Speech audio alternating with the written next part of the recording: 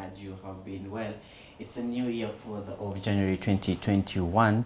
I hope you had a very wonderful festive season. Welcome to this program, Time for Politics. We are looking now into how things are, especially when we speak of the economy and knowing the curfew has been extended to another 30 days. So how things will be. Actually, it's more of 60 days or 90. I don't know how you feel about that. You're coming from where the intense of pandemic was so grip on us. So I don't know how you feel about things. Mfuko yako iko aje? We are in January and you'll be coming home very early. You can't look for more coins. So how does that make you feel? Send in your comments to all our social media platforms, Y254 channel, Facebook, Twitter, and Instagram. My guest today, the very first Monday of the year 2021, is Angel Mbudhi. She's the Secretary for General and International Relations, All Africa Student Union, and John Mwati, an economist. They will help us to put things into perspective today. Otherwise, welcome to the program, ladies and gentlemen. Happy New Year. Happy New Year, Hillary. Karibuni sana hapa kwetu. Asante. You know, when I look back and I'm like, I feel like I could allow to be used the words of cartoon kwa sababu 2021 mazesi ili to suffocate. Yani ile design yuko wow. You remember there were times when COVID-19 came, there were times you couldn't sneeze kwa gari ama mbele ya watu. Actually, all of a sudden everyone became British. Ulikuwa sneeze. Ama unamezea juu kisneeze watu watatoroka. So maybe now being your first time here, Angel, how was your 2021? 2020. 2020, yes, 2020. We had COVID billionaires. Yeah. Were you one of them? The passers-by. But hata hii jina ya kuomoka tuli-invent 2020. Lakini unaona venye ni to confuse. Yeah, first of all, Hillary, thank you so much for hosting myself and John on the first show of the year. I feel this is the first fruits. Even in the Bible, the first fruits ndio zinapelekwa mbele ya Mungu. Wow. So asante sana for hosting us, and 2020 was a year I think we were too excited about it, and God decided to stop our reggae. Lakini sasa, what can we say? Because the first 3 months for me, I was in Accra, Mojali. I was running a campaign with the All Africa Students Union as the Secretary for Gender and International Relations. I was leading a campaign to award outstanding female students in Africa. And that's what I was busy doing in 2020 between December and March, when I was gotten by the pandemic. And I was in another country, so we went into a lockdown. It was quite interesting.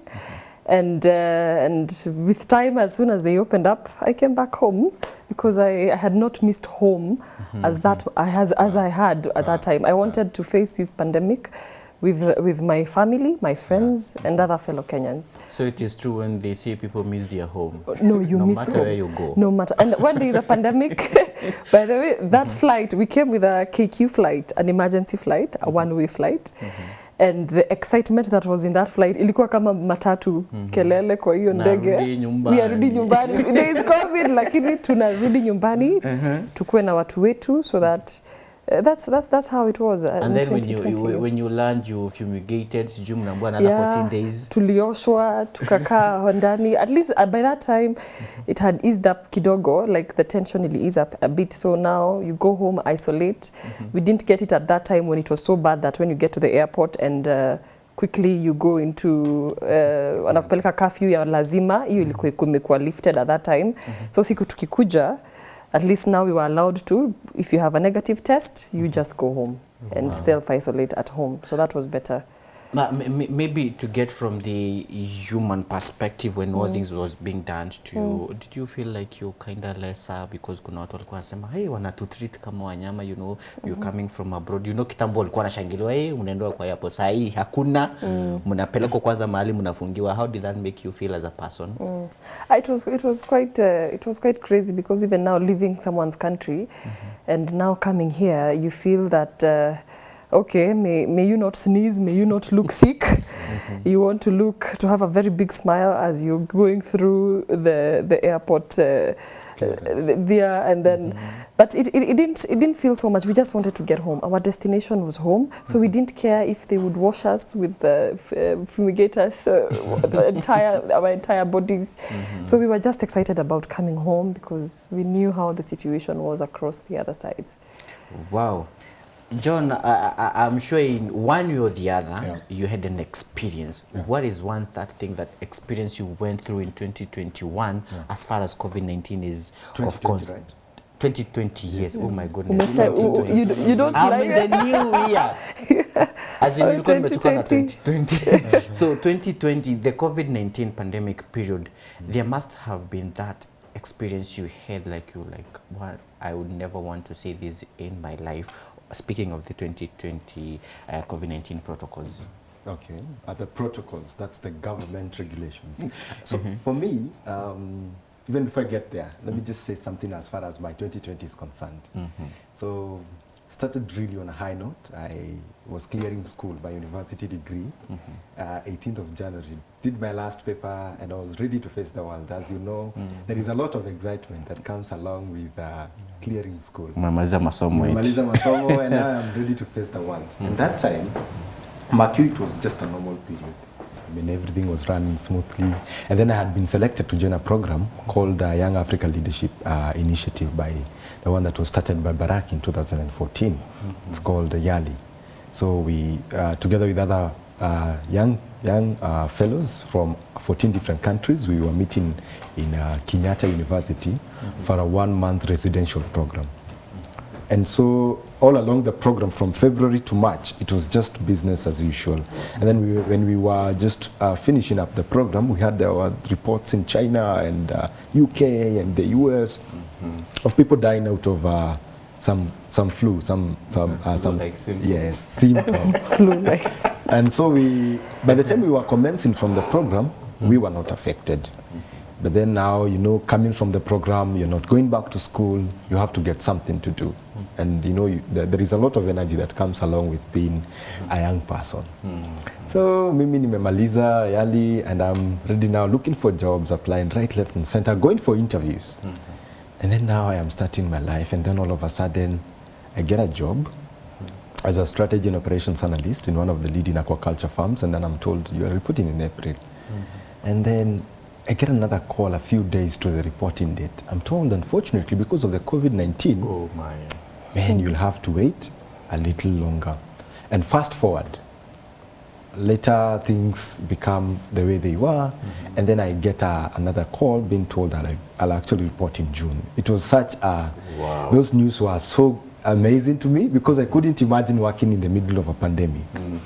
But one of the things that I would say that I never liked was the fact that so many people lost their jobs. Truly. And you realize that when I was getting into the labor force, the workforce, I was asking myself, why is it that I have gotten an opportunity in the middle of a pandemic when others are actually losing their jobs?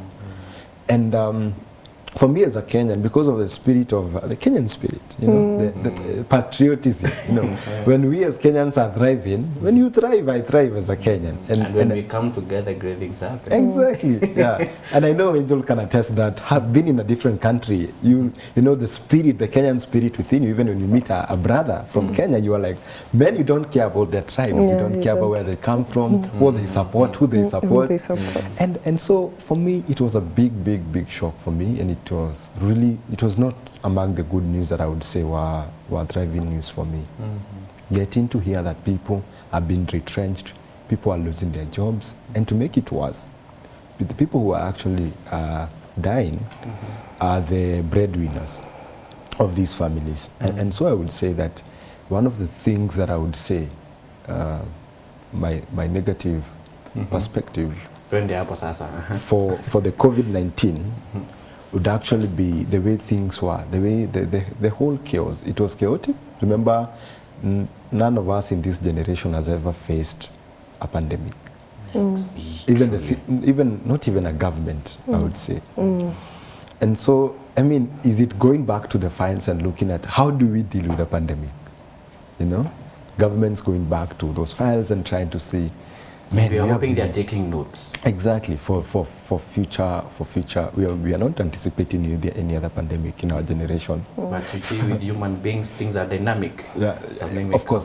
And I saw another meme, and not to paint them in a bad picture, but they were saying our 2021 depends on what those guys are eating. So they should they should be careful what they are eating. So I mean, so the thing of people losing their jobs, and also, you know, human behavior, to change the human behavior, I think it's chaos. Even you see in schools, when you're trying to instill disciplines to children and kids who come from families where discipline is not something that is on the table. It's really chaotic, because you are trying to change human behavior. And so when you tell human behavior that you need to stop shaking people's hand, you need to keep social distances. I mean, we are used to meeting and hugging, embracing, and doing all manner of things. So also the part of subjecting the human behavior to change, and it's not just any kind of change, it's instantaneous change. Like you're just being told, from now henceforth, please don't do this. Wear a mask. So those changes to human behavior, I would think, I mean, you stretch a person and people become rebellious. So for me, it was not also a good thing, being told all of a sudden, you need to wear a mask, you need to stop doing this, you need to... especially when the president came and said, from midnight, there shall be cessation of movement in and out. In and out. Okay, so what is cessation? You know, Kitambo, when we heard of the cessation, I remember it was during the 2013 politics. The cessation, we had a cessation of some region. So now the president comes and says there's a cessation of movement in and out, and then there's curfew, and then other names that came in, there's protocols, there's sanitizer. So it's on your knee. You know, I think generally it was something new for almost every Kenyan. It was actually new. Speaking of the socializing, I remember one of the bad experience I had with one of our loved one in hospital, that is Kenyatta. So it came to a point at Kenyatta unaingia kwa ward now get pass. Yeah, you're going to see your loved one. Ukisema, I'm going to see someone, go home. Unless the doctors have called you. You know, that kind of like, tumezoea kutembeleana, and then when it became something to do with symptomatic and asymptomatic, people are like, sasa hizo ndio nini? So everyone has been sick, and mnatuambia you want to treat them from home. So that means everyone will get it.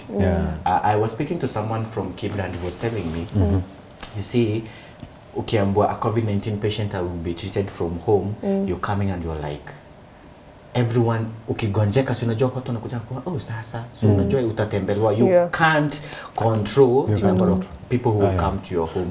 So we were like, how then are we controlling COVID-19 if you're putting people at home and then they are asymptomatic?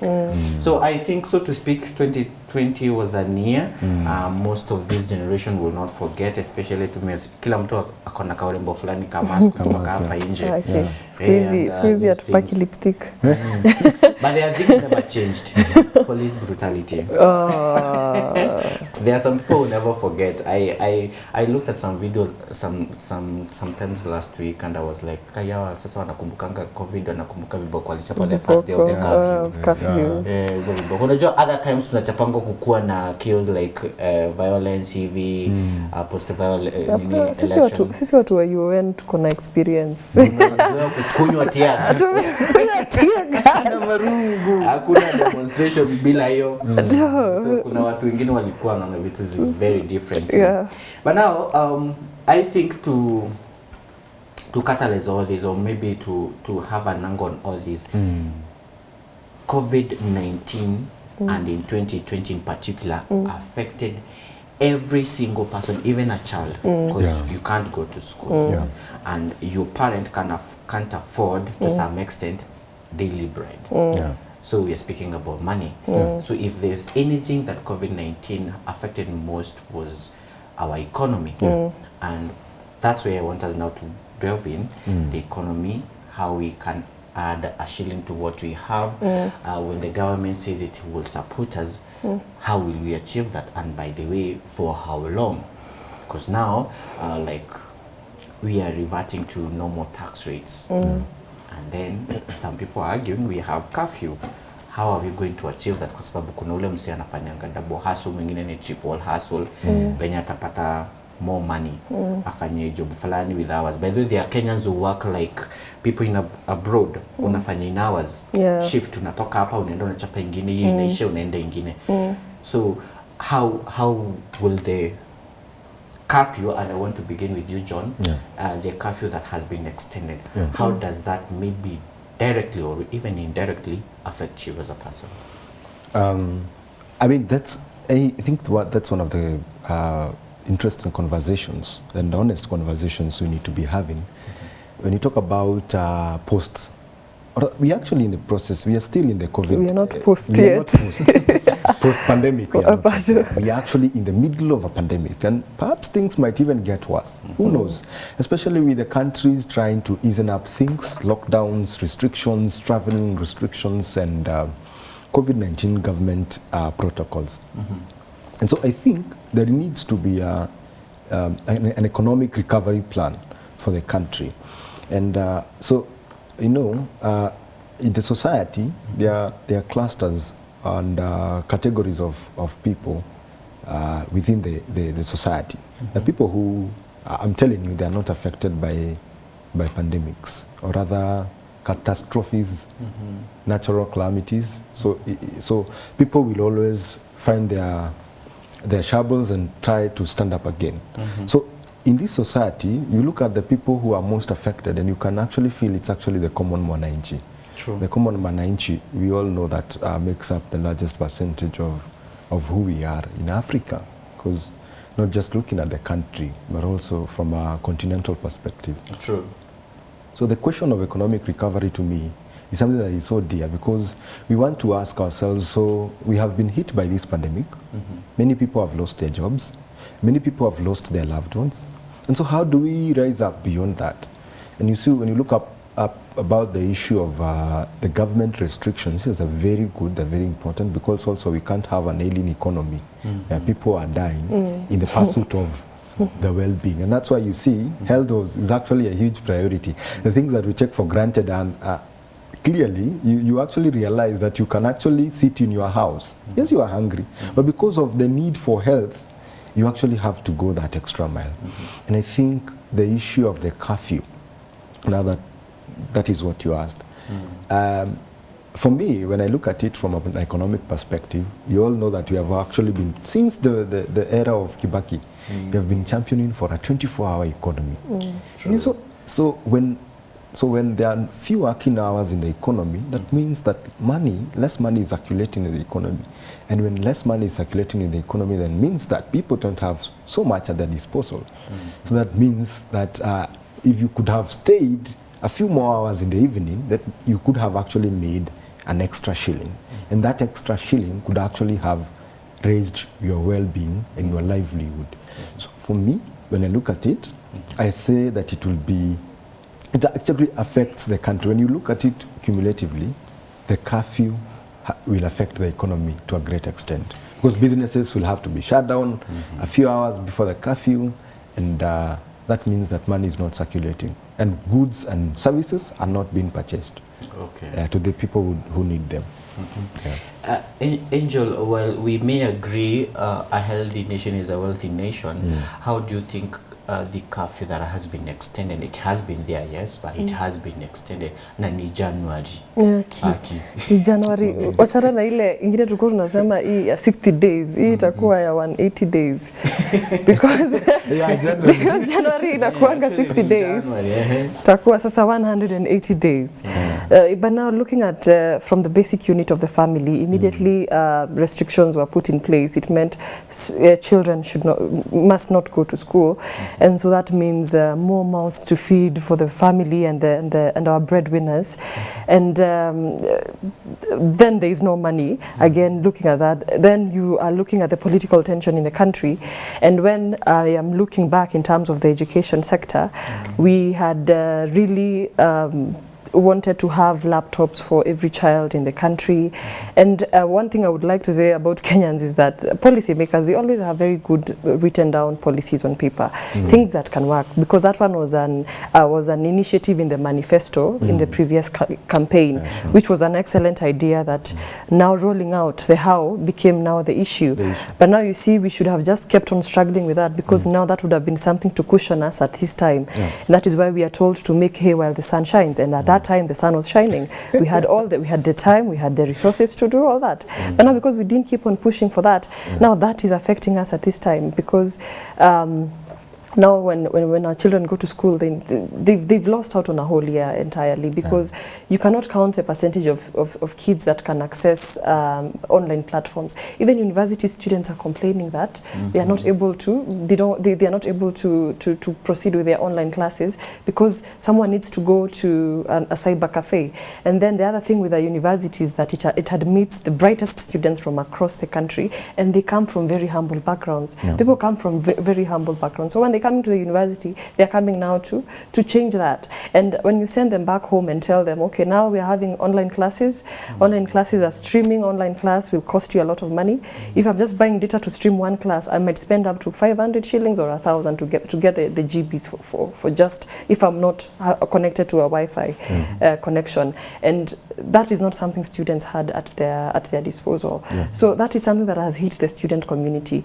And when we look at the student community, that is where we look to power our engine for the country in the future. So if they are not empowered at this time, if they don't have those resources, the pathways for them to get to where they want to be, because even when they get the help loans, they are the breadwinners of their families, and unapata help loan yako ndio inalipia brother yangu school fees, ndio ina provide for the family. So these are the things that have really come to hit us in a great way. And when students are now not in their schools, and again now they can't come to schools. Now this is a restriction, because when they come to school, who is more vulnerable? Maybe we are not the vulnerable ones.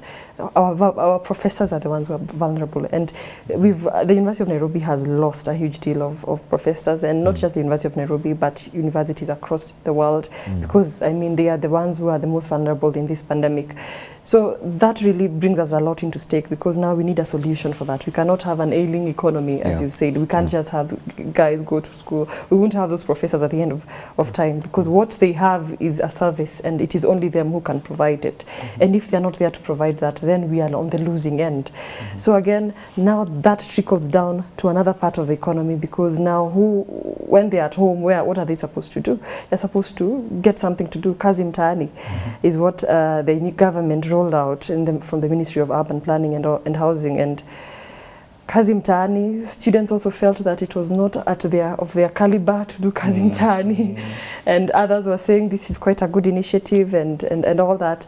Actually, I thought it as a good initiative to try and meet our ends at that time.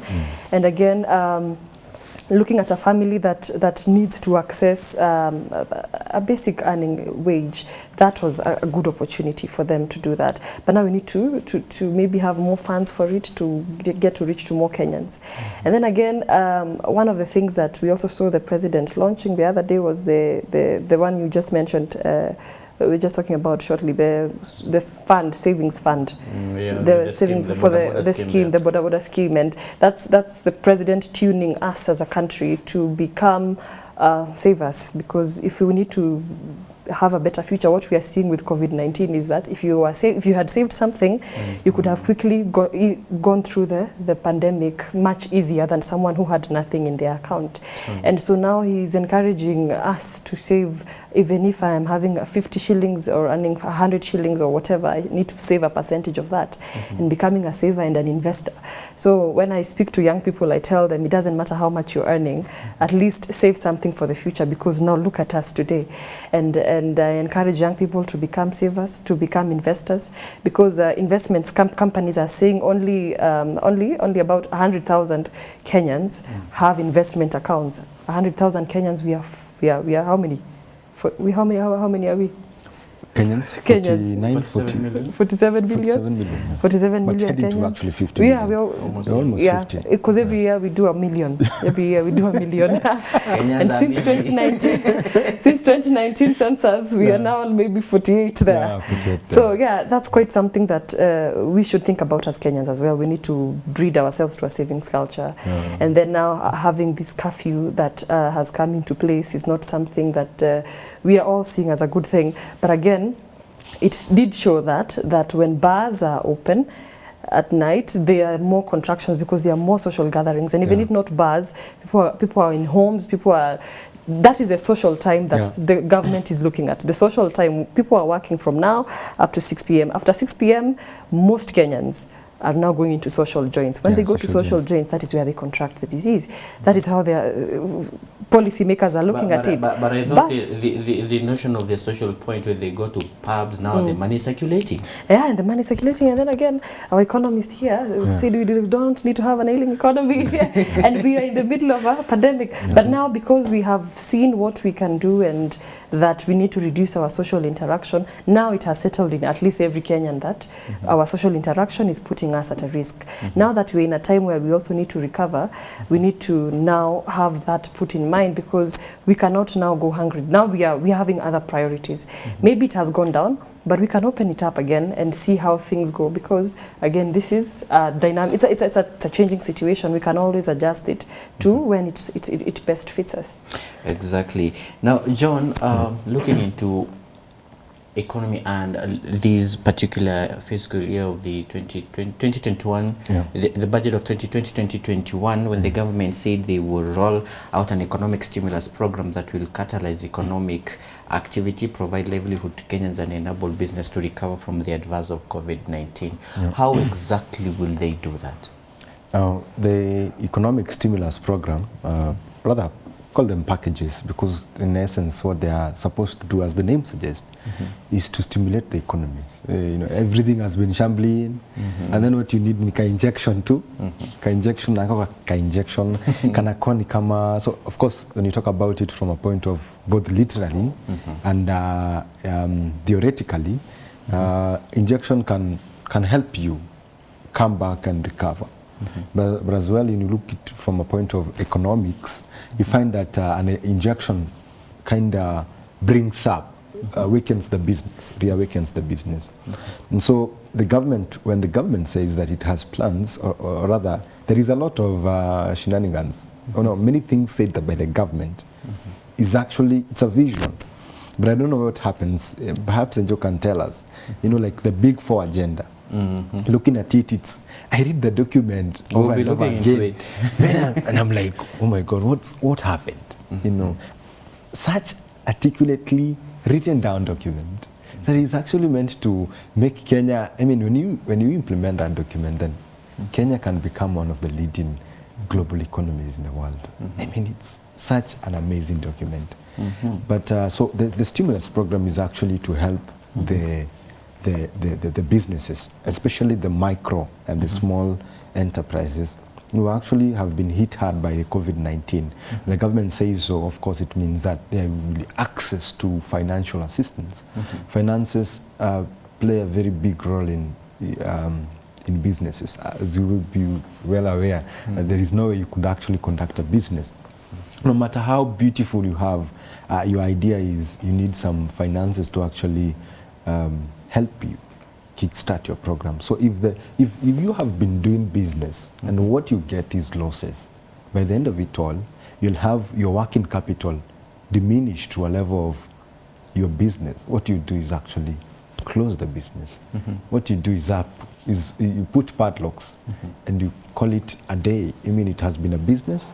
Unfortunately, you have used all of your capital, and so there is no way you could actually be in existence. So the existence of the business requires you to have finances.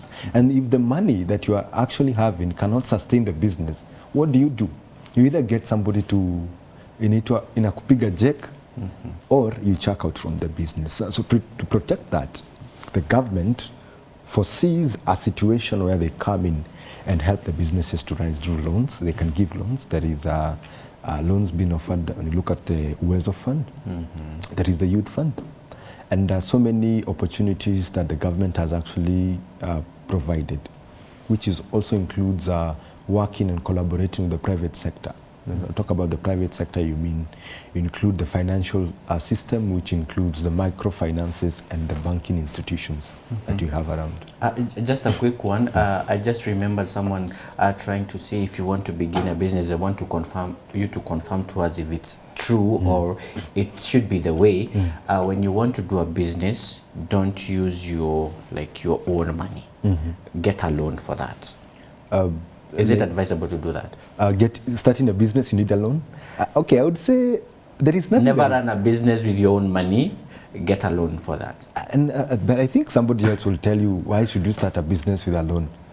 I think there is nothing that is actually cast on stone. There is no universal principle as far as entrepreneurship, business. You see these people who tell you 10 ways to become a billionaire. No, there's even this one. I started my restaurant with a cup of rice. We call them motivational speakers. Motivational speakers. And then you're told, by the way, my friend, just go work hard. The time somebody else will say, I started my chicken business with one feather. Yeah. So Hilary, I started make sense. Hilary, for you, I started my media station with only one microphone. So all those things they're so subjective. And that's what is causing stress in Africa. Because, I mean, you look at somebody like, you want to become Aliko Dangote, the richest man in Africa, and you want to follow up his story. You don't know where he started. Exactly. You don't know what was his competitive advantage. And so when you put yourself in someone else's shoe, you'll end up being depressed. Because situations and circumstances will never favor you to the point that that person who is giving out a story, of course, it's only a fool who learns through experience. So I can't go walking like I don't care about what other people did. But to point out on the issue of loans and businesses, it's subjective.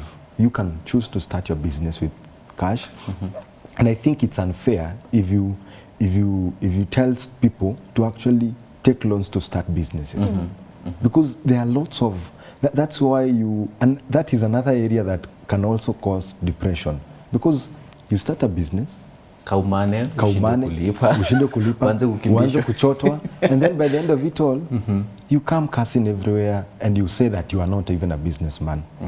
And so because you need to do a lot of study, you look at, if you want to start a business ya kuuza suti, the way you are smart, unataka kukuwa na your own fashion store, ndio, you'll have to do some study. Who are you, what's your market, how the price, the competitive market price. So you want to come in, join the market, but join in such a way that you cause a shamble in the market. You make people know that you actually existing in that market. So there are lots of dynamics that comes along in starting a business. So loans and businesses, that's a tricky area. And as young people, I would actually encourage people to actually save, to invest. Save, invest. Right. Not take a loan to invest, because So Angel, when the government rolls out that stimulus point, like I remember in last year, I think it was July or somewhere there, they eat stimulus point. Now, do you think they are sustainable enough for a long-term solution? Yeah. Hilary, my friend here, John, will tell you that the worst times Kenya has been hit economically is in 1992, 2007, 2008, and around 2000 again. And when you look at the main reasons why we have been on an economic decline, well, because of politics or because of a drought season. And these are the times where we see Kenyans don't want to spend money, and when they are not spending money, they are withholding it for the future. Because even now, as much as we are saying money is not circulating in the economy, there are people who have money or they keep it in their house. And they've been importing cars. A year around over 23,000 cars have been imported. Yes, that is something. So if you're investing, invest in the motor industry at this time, because that's what is booming at this time. I think there's no really big shock in getting yourself a new car, and I've seen a lot of KDBs, something, those flashy number plates, and I think at the end of the day, those are. That's a 1% of the country that now is where money circulates most of the time. And so tukiongelelea mwananchi wa kawaida, we are thinking of exactly how will that stimulus program support them in the long run. It is good. It is a solution that is quite feasible. While on the other hand, I would also want us to also look at our political environment at the moment and see exactly how will investing at this time, because we've had issues with our political transitions. Every time we're having President A to President B, the country always goes through an economic turmoil. And if you look at almost a year. For almost a year, we lose it. So now, where are we as politically? 2022 is next year. What will this stimulus program do to help Kenyans between now and 2022? Because as a businessman, and John will advise me, wait for 2022 December to invest. Or even 2023 actually. Because between now we are having issues of Nairobi politics for governor, and then now after that we go into campaigns, and Kenyans we love campaigning, and then there's BBI as well, and after BBI, now we start having political candidates. After political candidates, we start having campaigns. We start having elections. There is an outcome of that election. There is people who will accept, there are people who will not accept. That is something that a business person must. So basically, we have like 3 years for us. We have 3 years for us, and we don't know how long this pandemic will take. So we are at a very, very sensitive moment as a country, and the leadership of this country really has a lot to determine on how we move forward. Because if we are not careful, because the promoters of the Building Bridges initiative talk about, they are looking at Kenya, every time Kenya is having an election, there is an issue. So when they are talking about BBI, they are saying that we don't need to go through all that. If we are united, if we are inclusive, then we will have a better economy, and we will have prosperity and economic more economic opportunities. That is what the promoters are talking about. And now, if we are also not sensitive, or if our leaders are not careful at this time, we could go into a time where we are going back. What we are trying to run away from, we are just running into it. And again, a lot really depends on the leadership of this country to keep the political environment suitable and feasible. Because in 2019, Kenya was also ranked top 50 countries that are feasible for business. Kenya is running very well in terms of ICT. Kenya is number 3 behind South Africa and Nigeria in terms of economic stewardship. And these are things that Kenya is, as you've said, John, we've talked about Kenya having that spirit of never-ending spirit, you know. Kenyans they are not of the faint-hearted. They don't die. Every time we fall, every time we sleep, we don't fall. We wake up, we dust ourselves, and we keep moving. And that is the one thing that will save this country, because that is the attitude that Kenyans have. Politically speaking, Angel, for the greater good, in your own opinion, do you think it should be wise enough if we wait for knowing that now we can waste 3 years trying to catch up with times and putting our economy in a stable point? Do you think for the greater good we should reconsider having BBI campaigns as well as the general elections? Should we put them on stop until the pandemic is over? For the greater good. For the greater good. Well, when you say greater good, I know we'll violate the constitution at some point, yes, but for the greater good. For the greater good is quite it's a vague statement to say for the greater good. Although I do not see why the country should stop running its daily activities. If there are restrictions and there are things put in place for the country to keep moving, because again we keep forgetting that politics is the driver of the nation, because an investor A from a country B will come to invest in Kenya because someone is president in that country, or because someone is leading an initiative in that country, or because this initiative is being supported by maybe our former colonizers, or maybe by the leading superpower in the world. And these are things that are all key into having the country moving forward, because again, when you go deep under, you will look at when we have a presidential candidate, we have one supported by the international community, and then we have another one not supported by the international community, and that really affects even the policies and the things that they will prioritize once they get into power. So once they get into power, there are things they need to deliver, and if they're not delivering on those courses, then now they're not doing their job, and they have to do their job. And the politics of this country are what determines what breakfast I have in the morning, what dinner I have at the end of the day, or even whether I have that dinner at the end of the day. So we cannot put this country on a hold because of the pandemic. As much as possible, we must keep moving, because our generation has been tasked with a pandemic. What can we do about it? It is a challenge, but we can still come out of it better and stronger. Yes.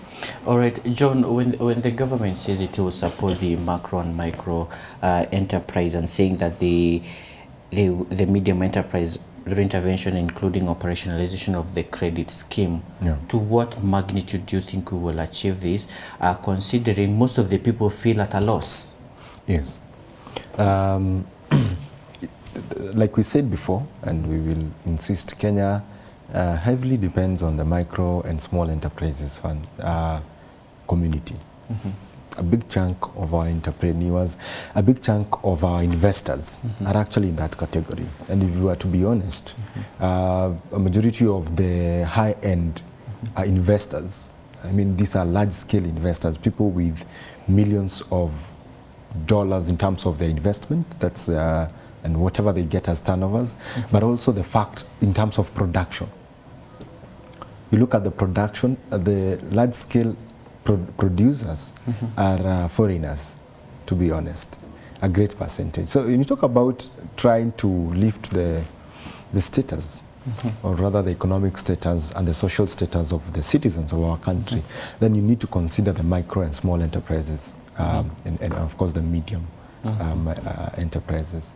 This will actually, in a way, propel the economy and will bring a transformation in how the economy is in terms of its state and all that.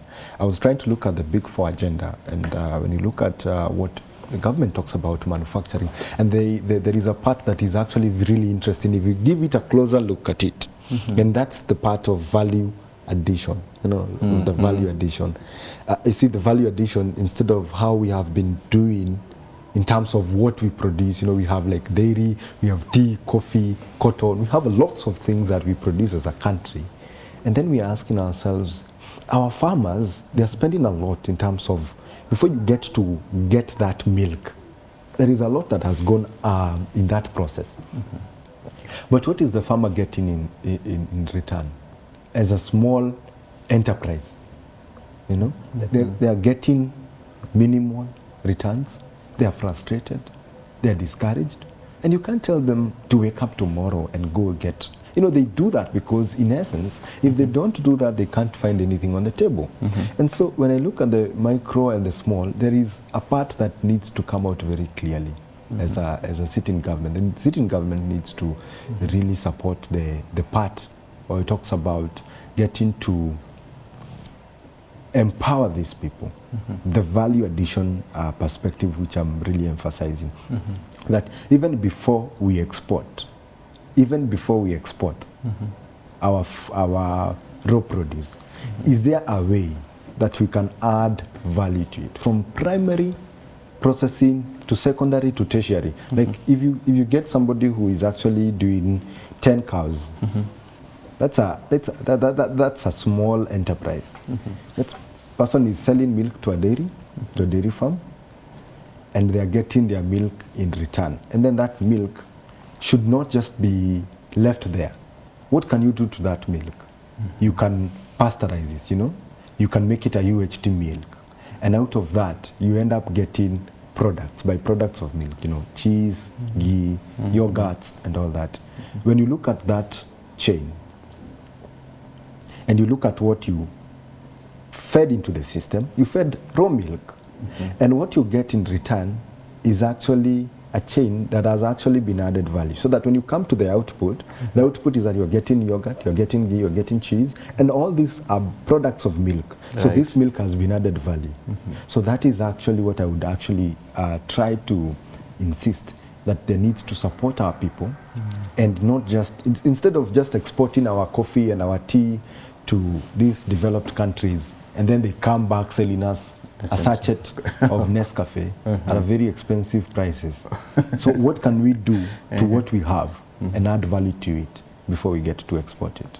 All right. Now, Angel, he's spoken of Big Four agenda, and it was allocated 128.3 billion shillings.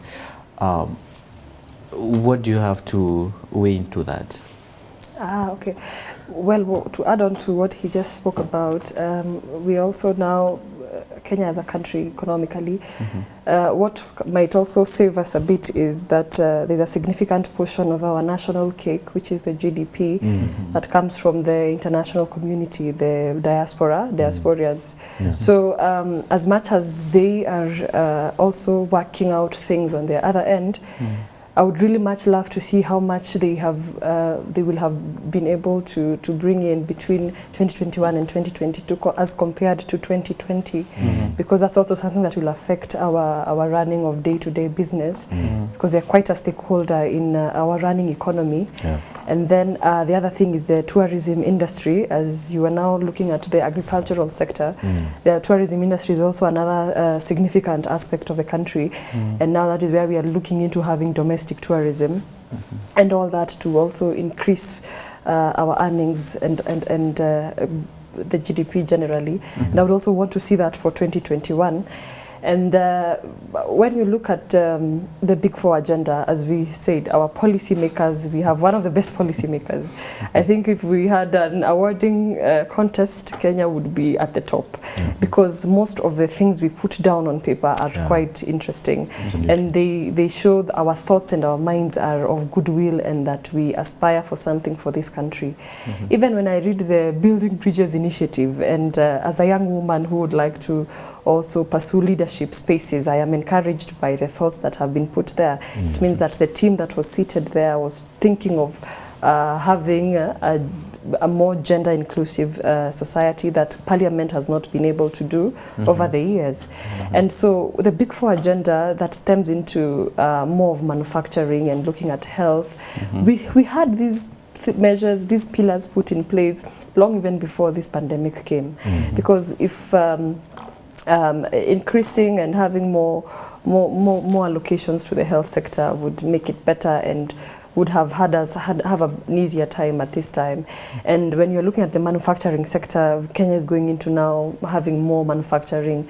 And now that is, we're having TVETs. So if you're having vocational training, when we need our plumbers, our technicians and all that, it is quite in order, because in the manufacturing sector, those are the people now that will get employed in that regard, and they have been factored into. And we spoke about having a series of either political tension in the past that brings down our economy, or drought seasons that make us look bad.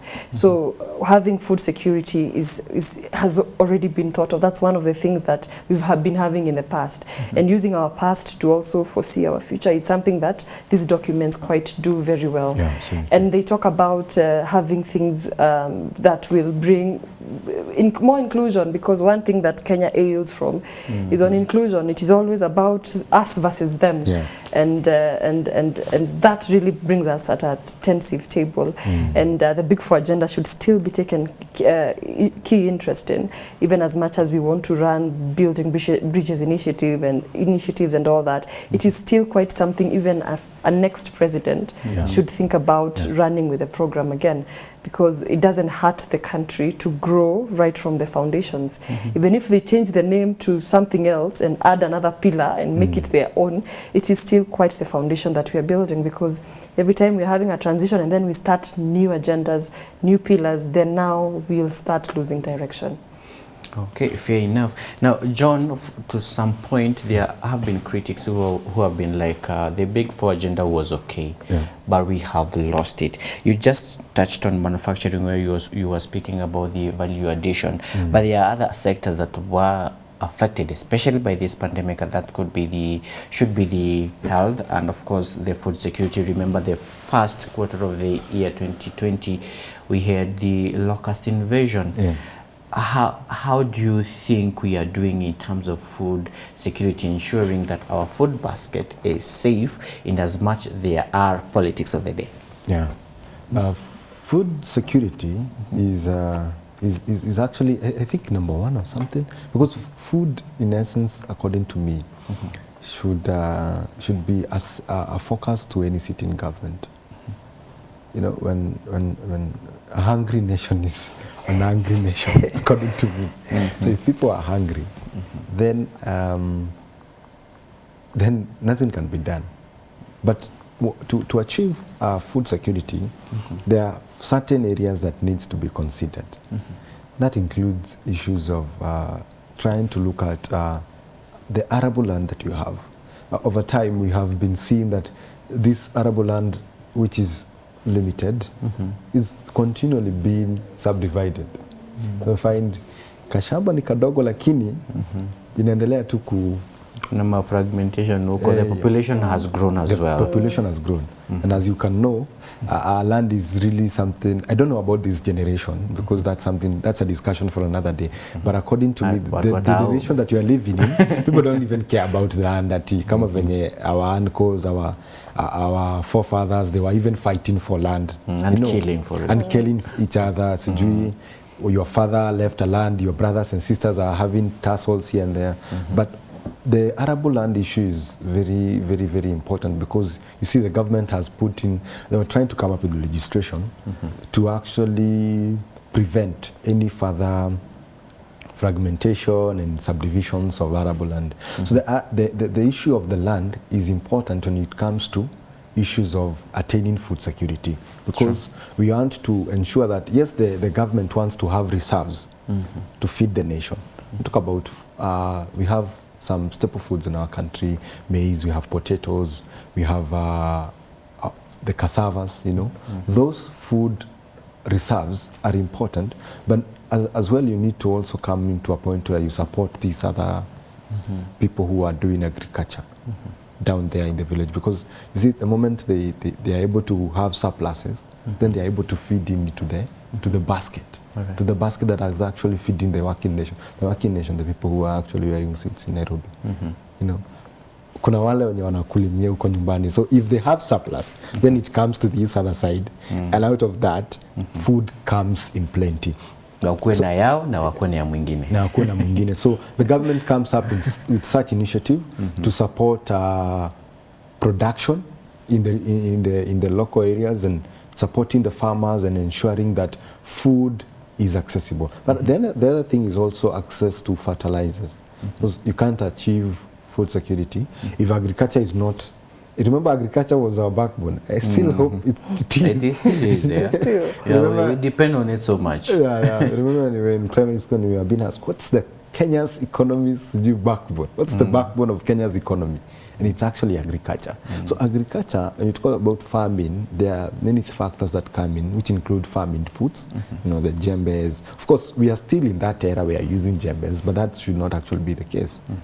Because we are talking about this land that we don't want it to subdivide it further. Because the more you subdivide it, the more you'll use these simple tools. But when you have huge lands, you can even use the machineries and tractors and all the combined harvesters.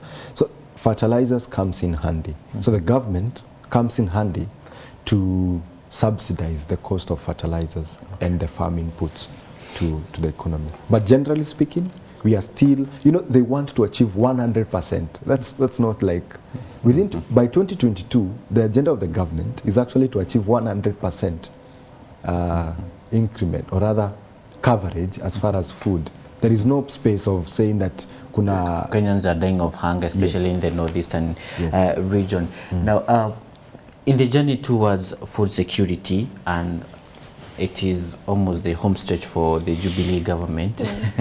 We don't know how things will be. What do you think should be done now, Angel, towards having a sustainable food security in our country?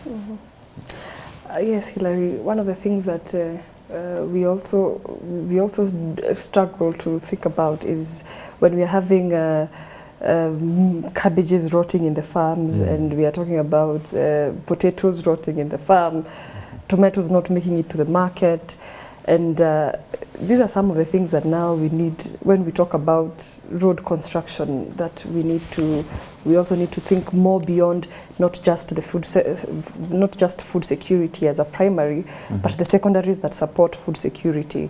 And these are now the construction of roads that we have, and also as we think of diversification, because the other things that can also support food security.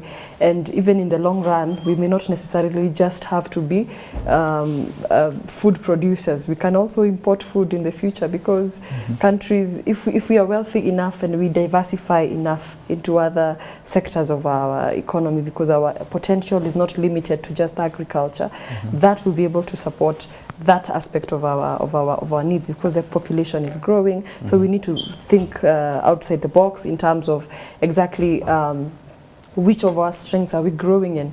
Because when we see countries in the Middle East, they don't grow food, they import their foodstuffs. And again, what do they look at? They have more oils, they can invest in tourism, they are looking at diversification. So for them, food security is not an issue, because they are relying on other countries, which is also an okay strategy for a wealthy government. And because we are looking into being a wealthy nation, that is something that we need to look into, diversifying our sectors. And one of the things that Kenya is really doing well at is on information, communication and technology, because Kenya is really praised for having proper digital financial systems. Because even in my stay in Accra, I had these small funny experiences of maybe I take an Uber trip and I ask my driver, can I pay with mobile money? And they're saying, no, I don't accept mobile money. So we look at a country that still, and that is not just one driver, several drivers. Or I go to an ATM and an ATM is not working in another country. I don't think that is something we've experienced here in this country. We are advanced. Yeah, because those are not issues. Those are petty issues. Those are petty issues. Anytime, we are beyond that. anywhere. Anytime, anywhere. Convenience. You can Fuliza, you can do Tala. Money options for Kenyans are more diversified. And if we can invest in becoming a leading digital financial hub for the continent, that would be something we could look into, because we have the structures, we have the intention, we have the goodwill in that Kenyans already value digital transactions, because when they were rolling out M-Pesa about 20 years ago, people couldn't use M-Pesa because they couldn't trust money that they see on their phone. Already Kenyans have that blessing for digital transfers, and that is something that we could expand on, that would now help us get into more fields other than manufacturing and tourism and fishing and all that. Now looking into things that are coming up in the country that could serve us well, would support the Big Four agenda and the food security aspect of it. All right. I want us to address the young people here, John. The government is so determined to help the young people, and the measures or the policies coming into place to help the young people, they kind of feel like this is not us. I think they're telling someone else. Because when you spoke of the 8 stimulus point, and we spoke of the border guys, because majority are the young people. Actually, when you go to hospitals, when these guys cause accidents, you'll find most of them are young people. And then you realize they're being told you can have your own scheme. Again, some do not want, they believe I can have my money, I can still get money at the end of the day, put it somewhere, or ni kama they say napatia mama anafanya kazi fulani, you know, that kind of a thing. They don't believe in themselves that much that they can have their money with someone else. I want you to advise them. You see, and as far as one thing I would say, na mimi napenda kusema hii sana, because I think it is a reality that needs to hit in our lives as young people. The government creates an enabling environment for business. The government, creating jobs, creating opportunities. But it's upon the young people to actually stand up and grab these opportunities that are actually presented before them. And you know, we are living in eras where we always ask, what is the government doing for me? What's the nation doing for me? And you see, you hear John F. Kennedy saying that, do not ask what the government can do for you. Do not ask what the nation can do for you, but rather ask what you can actually do for your nation. And I think it's time we really have those honest and frank conversations. Because you see, if you choose to be hopeless, to be desperate, and you go in, you'll end up paying in drugs, and the government will not be petty, will not be, what do you call it, kubembeleza, or trying to be, you know, trying to be at least you're not nice the only child. You know, because you become hopeless, helpless, and so you resort to other things, which includes drug abuse and crime. It will not. You'll be shot, you'll be arrested, and you'll spend your life in prison. Why? Because, I mean, honestly speaking, be it 47 million of us, don't tell. Just you can show me how special you could be, that you need the government to actually come to your door, knocking to you and telling you, we have many options before you. We have this, this, this, and this, and this. What can you choose? So my challenge to the young people is actually coming out of our comfort zones. Because these comfort zones, we are the people who have created us, and the society has become comfortable with us being at the comfort zones. We're not going an extra mile. We are not taking up opportunities presented before us. And I know people are negative. Our country is full of negativity. You talking to young people, and you'll hear there is so much hopelessness, helplessness, negativity, mpaka inakuchoka. You know, inakusuffocate. Yes, because the young people wamefika mwisho, they just see there is a lot of darkness before them. To some part it could be true, but I'd want to challenge the young people, because reality, when the reality hits you, then you become a realist. You become real. You face life with a lot of reality, because there is no miracle that is happening to you between now and the time that you will actually rest. So what do you need to do? You actually need to come out of your comfort zone and try to make ends meet. And you look at the opportunities presented before you. Don't just be always complaining that hakuna kazi. What are you doing? You know, what are you doing? What is it that you can do? Is it just about money? Could you look at it from a perspective of impact? You know, there are people who are doing so much in our country, but they don't even get paid. They don't have money. You see them in the television. A young person did this, did that. But, you know, they are after creating an impact to their communities. True. Ever come to think of it, what they are getting out of it? If you follow them closely and ask them, but how much did you get out of it? They will tell you nothing. Because their minds is not fixed on money. What do I get is what I can do. That's you need to change. It's actually attitude. It's actually attitude, mindset transformation. And you know, when you have a mindset transformation, it will result to character transformation. And character is transformed, your behavior is transformed. So you become a different person. You view life with a different perspective, and you stop the art of always complaining and grumbling. Very unfortunate. All right. Before we talk about devolution, Angel, what do you have to tell the young people in regards to the attitude and mindset? Okay, what better tool can I use than my own story? Because again, I am a normal Kenyan like any other. I am not from the big three families. I am from a humble background. And it is just my hard work in high school got me to the university. I saw an opportunity in the leadership in the university. I ran for office at the university, advocating for student issues. As an academic affairs secretary, I represented students on issues. It was there's no money at this level. And then again, I grew into the vice president at the University of Nairobi, deputizing Babu Owino. That came also with fighting for students, advocating for students' rights. Tukachapwa sana huko na polisi, but we still tukakunywa tear gas. Imagining.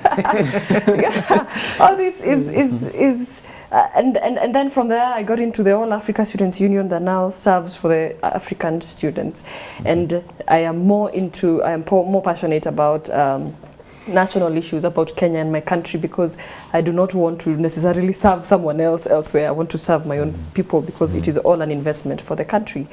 And that is what I would urge young people out there to chase their dream, chase their passion. It will find you exactly where you want to be, and take your education seriously. It is not a time where we want to talk about having half-baked graduates, half-baked degrees, have that degree fast, then call it half-baked, but have it fast, because we are still in a country. Yeah, have it fast. Yeah, because again, education transforms you holistically, economically, politically, but most importantly, socially, because you're able to build on your social capital. It is about how you network, because your network is your net worth. That's why we keep talking about Kenya being a country of connections. It is about the network I build, the network I grow. It is the same case in America. If you want to get into Hollywood and become the best star, you have your talent, but it is about how you network and how you grow yourself from point A to point B. So this is not a time to lose hope. This is not a time to, this is a time when 20 years from now, we will realize that, okay, the sun was shining, today it is not. So let us not get confused. Let us not look at the sideshows. Let us focus on what really interests us the most, and let us chase those dreams. Let us borrow that Kenyan spirit that we have found in this country as a younger generation, of having an undying spirit, of chasing exactly what you want and how you want it. Because I'm impressed by the social media people who are making money out of their Instagram and Facebook accounts, and if it's comedy, they're putting it out there. If it's music, they're putting it out there. It is more into that, and I'm glad that young people are also seeing this aspect and seeing an opportunity in growing their talents through our huge network of social media, because now COVID-19 has now put us more into TV and social media and all that. Our focus now is not really more on the physical, but on what have you grown in your online platforms. So these are opportunities that are there for us, and we need to grab them as soon as they are here. And the other day I had the president at Bomas, when he was speaking to young people, he was telling them this is not a time for handouts. How many millions of Kenyans are there? We cannot give handouts anymore, and young people need to now know that we are not a country of handouts, and we should not be a country of handouts, which is something that now we should consult people like John on how we can save and invest to grow. Very true. I need not to add anything because I'm hoping and I'm trusting that the people we're speaking to, they have learned their lessons. And you just mentioned of the social media, and one thing I appreciate about our Kenyan people, when they realize there's no social distancing anymore, and most of the stand-up comedians walienda social media, and they're doing amazing. The lines you're using here, party utanichokes nini. It's someone who actually, when she was beginning, you couldn't tell she would get to this point, and when she puts her video on YouTube, 500,000 will watch in a single day. So and that is money. Imagine, so there are people who are earning. So the question is, what do you have and what are you doing about it? Let's talk about devolution. There's a call that has been made by Kiambu Senator Matangi. He's saying the county revenues, the county governments should find ways to earn or to get their revenue. Waachane na hizi the stories are, they call them exchequer things. So I remember there's a time Kiambu itself walikuwa wanataxa the kuku sijui, there were some dogs in your home, there will be tax for that. But now, speaking in terms of policy, and 7 years or 8 years or so of this constitution and devolution, what policies do you think need to be changed, John, to enable our county governments to utilize the money they have and be on the list of those counties that are rewarded for money discipline or the financial discipline? Yeah, I think that's a very good question. Even before we ask ourselves how much more do we add or how do we get more, we ask ourselves, what are we doing with what we have at our disposal? Accountability, as outlined in the chapter 6 of the Constitution, when it talks about integrity and issues of how do you manage public resources. And according to me, I feel like, first of all, whatever has been given out has not been utilized the way it's supposed to be utilized. We've had scandals right from the start of sijui a wheelbarrow sijui cost how much shillings? 100,000. I mean, it has been a lot of hula baloos and yani vitu zingine mpaka unashangaa until you become frustrated. Yet you love your country so much, but then sometimes you actually even feel ashamed to be actually kuitanishwa na the country, because these are things which are being done by people who are sober. And you ask yourselves, what's the disconnect between what they promised the people during the election and what is happening on the ground? So I feel to a great extent we need to come to the point where we're asking ourselves, you have been given 1 billion Indian shillings to do this for your county. What have you done with the money? And is it of benefit? And is it because they always account for it? Because they account for it. Accountability, and also we also want to see impact in the processes. Not just doing something because you feel it needs to be done. It's like what we were being told in school about community participation. Like you don't just go to a community and you say, guys, I want to build you toilets. I see you have been going to the forest, to the bush, to actually openly defecate there. I want to come and, so this Mzungu comes and he builds flushing toilets. Let's say Masai land, for instance. And so he's happy and he comes, commissions the project and a cut a ribbon and enjoy the toilet. And then all of a sudden you actually realize the people are still going to the bushes to actually defecate and help themselves out. And you ask yourselves, what's the problem? Because you actually never got to know what was their problem in the first place. The first thing that needs to be done as far as any project is concerned, whether it's being done by the national, the county, it is to ask yourselves, what is it that the country needs at the moment? Not what I think these people needs. And that's the problem you are having even with the donor aid, as Dambisa Moyo would say in the Dead Aid, as far as Africa is concerned. And so the aspect of issues of revenue is critical, is important, is a very healthy conversation. But then we also need to come to the point where we're asking ourselves, whatever has been given out, is it being utilized in the effective way possible? And can we have impact? If you look at devolutions, it's how many years? Is it? Since 2010. Since 2010. 10 years. 10 years, yeah. 10 years of devolution. I mean, it is amazing because, first of all, there is what we have been championing for is regional and integrated economic growth. I mean, all around. So that regions don't feel left out in the whole economic growth and developmental process. But if that is not being achieved, why is it that some counties are lagging behind? Like you can go to some counties and you can't find a level 4 hospital, Just a Yet they get money. Yet they get money for this. Having money being spent, like, without accountability, and even if it's being spent, it's being overpriced. Like you hear something was bought from a local, not even imported. It was made by locals, and the money that it costed, it actually doesn't make sense. So if you really love our country, we need to have such conversations. And even prosecuting those that are found in those corrupt, because Chapter 6 is clear about issues of mismanagement and misuse of public funds. All right. Now, Angel, we may agree corruption has been a great impediment to the development of this country, and in our counties, most of the governors have been put on spot. We have seen them that have been impeached because of corruption.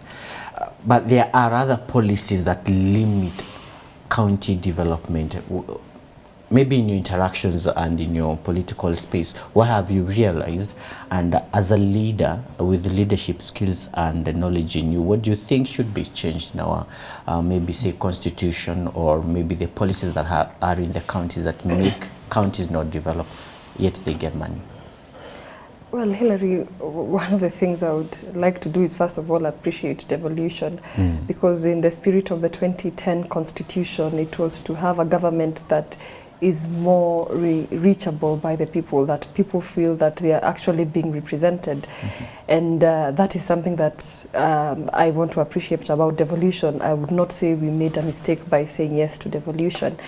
And we can always have, this is a dynamic environment, and 10 years of a new constitution, we are already seeing some of the weaknesses and the faults that we've had while drafting the constitution, and some of the things that have changed after the constitution have changed since 2010. And again, one thing that we also devolved was corruption, that was now taken all the way. Now it was now our time to eat slogan, and that also went to the counties, sadly. And counties right now are quite the opportunity, and And also, one of the things that I've also seen with the Building Bridges initiative is that they want to allocate more funds to counties and even have more, given more 5% allocation to MCAs. So now even becoming a member of county assembly becomes more prestigious and closer to that of an MP than it was before. That what we felt was quite indifferent. But at the same time, what I would advise county governments is for them to also think of regional blocks and thinking of economic blocks just the same way we have West African blocks, South African blocks, East African blocks, Commonwealth blocks that come together to increase on their welfare, because they have their own tailored needs as per the regions or as per how they relate socially and politically. That's something that county governments should look into, because let's say if a region like Mount Kenya decided to have an economic bloc that caters for Mount Kenya counties, that would be something that would help the people of Mount Kenya. If northern counties decided to have economic blocks, that would really go into play for what they need to have, because again, it also comes with the power of numbers and the money they earn. Once it is consolidated towards a certain region, then that would help, because if now we are talking about a county not having a level 4 hospital, but at least in that region there are countless level 4 hospitals. That is something that like 5 to 8 counties can come together and do it very easily and very quickly. So these are not some of the challenges that are not beyond us. There are things we can work out as well. And I think now Kenyans also need to be vigilant now more than ever about the kind of leaders they elect, because the leaders are going to cost them in a huge way, because they know when they elect leaders. We have never been caught on surprise that we elected this guy and this is what they have done. We should never be surprised, because every time we elect someone, they have a track record, they have a history, and we keep on ignoring that every other time, and it comes to kick us back again. And what Maybe happens? we should blame the person who said better the devil you know than the angel you've never seen. Yes, that person was misleading us totally. Because again, the leaders that we've had, we've said no to leaders that we know can deliver, and we've said yes to leaders we think can deliver, while we already know that they cannot deliver. So I don't know why we would expect a bicycle to work like a Mercedes-Benz, and we already know it is a bicycle. So those are some of the things that as Kenyans we need to also think back on, because we are wasting too much time on impeachment processes. We are wasting too much time on political processes that don't make sense. Now, like when you look at, for example, a county like Nairobi, if a Nairobi governor does not deliver, the president's legacy is in question, because what the president did was to save his legacy by having someone to run Nairobi. But again, what was not done for Nairobi could have been done way much better, way much more. Like if we had Makueni governor for Nairobi, I would not have had a problem. Sure. And you know, the face of the country is Nairobi. How is Nairobi being run? How Nairobi is being run is how Mombasa County will be inspired to run, how Kisumu, Nakuru and all the other counties will be inspired to run. So it really says a lot, because a country like Marsabit now cannot be run better than Nairobi. I mean, we need to step up on our game, and we need to be more serious and take our leadership seriously, because countries that have had better leaders have faced this pandemic better, because their leaders cared about them. And we should really think about it. When Peter Kenneth was being when they were having the gubernatorial debate, he asked a question: ukikuwa na mtoto utapatia nani? Mama, kama uko na mtoto utapatia Sonko mtoto wako umwache uende? Utapatia Miguna? Utapatia Kidero? Ama utanipatia? So think of your vote as a child that you're giving to a leader. How far will they take them? How far will they take your child? Will they take care of your child? How think of it that way. It is that serious. So we need to think of it that seriously. Interestingly, you've brought about the Nairobi politics, and you're looking into the by-election next month. Yeah, and there's an issue going on with the ACC, and it's all about integrity and leadership, and they're saying if you have been to question, and I have seen, it has brought some uproar with the current senators and politicians in the other house who would want to be governors at some point, because now if the ACC says that and most of our leaders are in question in one way or the other, where does that put Nairobi? Because all the candidates who have publicly say they will be into office, kuna maswali mahali. So does it mean we'll just vote for them blindly, or we just wait for what will happen? John. Okay. Yeah, so it's clear. If they say so, if the Ethics and Anti-Corruption Commission, you know, commissions actually act independently, according to my knowledge. So if they deem, if you are deemed unfit to run for public office because of an issue, I strongly believe that if you are, let's say if you are impeached, why should you run for another position? It means that whatever you did was that you mismanaged public funds and public resources. So for me, I would say it, and I will emphasize it, that, and I support what they say, that our leaders, I mean, I was writing an article, a journal paper, and I was actually saying that we don't have leaders in Africa. What do we have then? We have greedy looters and thieves who turned out to be leaders. Because somebody wants to propagate and feed their greed, they see the only way they could do so is by running for public office. We don't have leaders in Africa. We don't have leaders in Kenya. Many of our leaders, they are celebrity likes. There are people who, because they are famous, they call the shots. So the only way they see is running a public office. And I feel it's time we be intentional and be very, very much ready to pay the cost of good leadership in Africa. And that calls for soberness even among the people who are voting, who are the citizens. Not always depending on handouts and peanuts from our politicians. All right, maybe as we come to a close, Angel, there's so many people who have lined up for Nairobi politics who want to be governors, and they were there actually. A good number of them were there, and due to party politics and something else, they couldn't make it. And even the campaigns and the voting itself, they missed out. What do you think will be the outcome, and will Nairobi get the good deal this time round?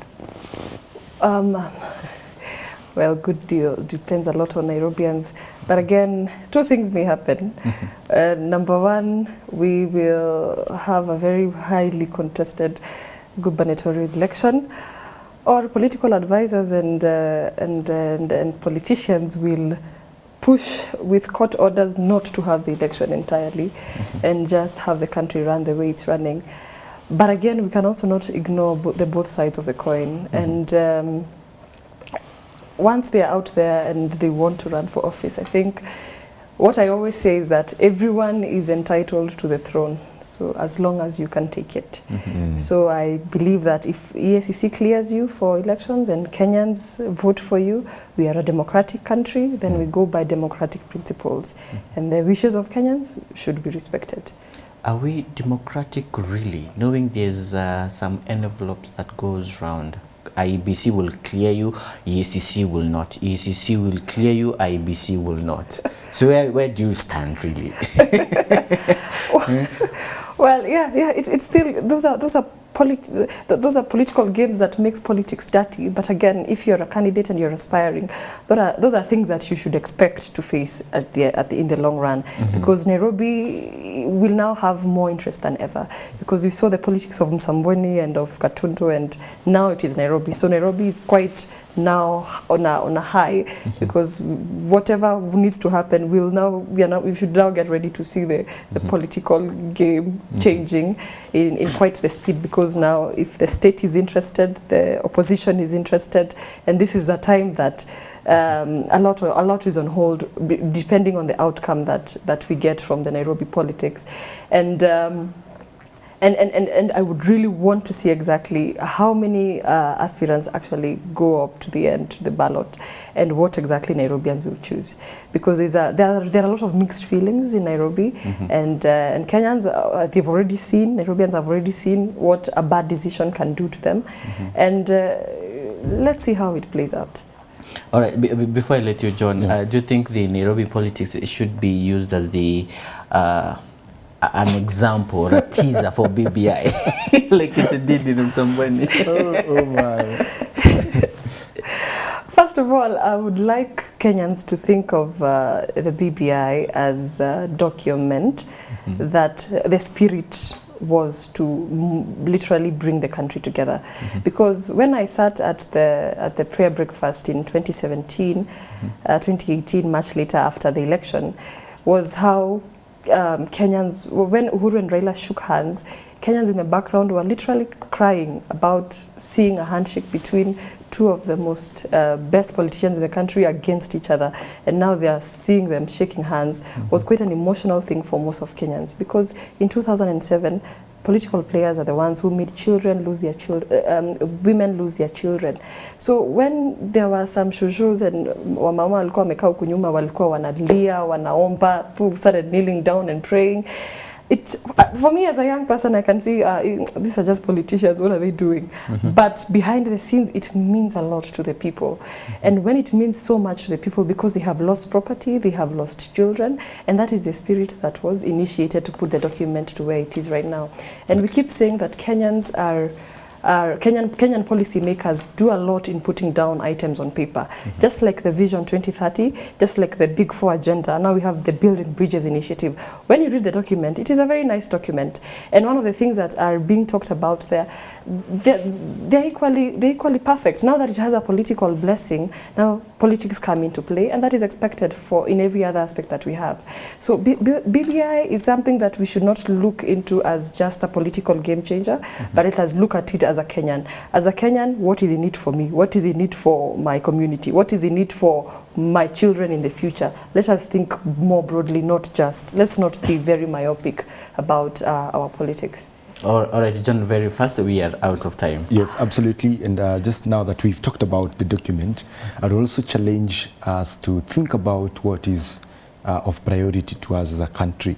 I know there is a lot of, look at the spirit of the BPI document. There is a lot that is being talked about as far as the stability of the country is concerned. I love that. But also there also are the aspect of what is it that is getting in there, and what is it that it can do other than what it is what they are planning to do with it. And there is a lot of resources that are going to be spent and has been spent already. But look at the state of our country.